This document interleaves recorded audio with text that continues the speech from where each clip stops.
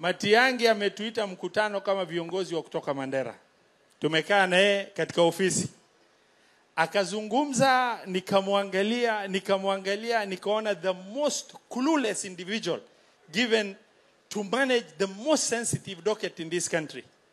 Dado angekuwa hapa atawaambia, nikawaambia, you speak like somebody gifted with thickness, and to manage such a sensitive docket, I have no time to engage with you.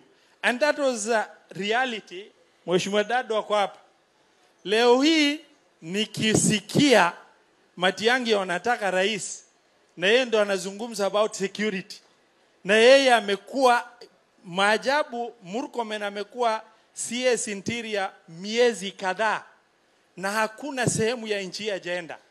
Wakati tulikuwa tunazungumza na Matiang'i 3 years in office, hajawahi kufika Mandera, na alikuwa anajaribu kuzungumza Mandera from the rumors he is fed in the offices by others. A clueless individual like that is not cut out. In our culture, cannot be trusted to look after the goats, forget about running a country. Akiwa mtu kama huyu anasimama na kusema wa Kenya, a place he has never been, aseme wa Kenya wamepewa vipande, sasa wahalifu watakuwa wengi.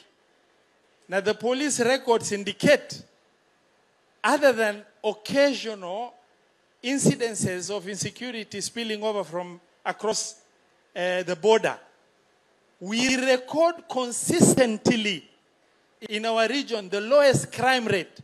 IG yako hapa. Mimi nataka kumwambia kwa sababu I said before, if you are gifted with thickness, you will be devoid of information, and you are likely to make silly statements in public as you have done before. I want him to pick police reports across this country. Mwaka nenda mwaka rudi, the lowest crime rate in the country is reported in our region. Na watu wa kutoka kwetu, mara kwa mara tunapigana kwa sababu mtu mmoja juu ya nyasi, juu ya maji. Kuruhusu mtu ambaye si Mkenya kuja kukaa hapo ni ngumu.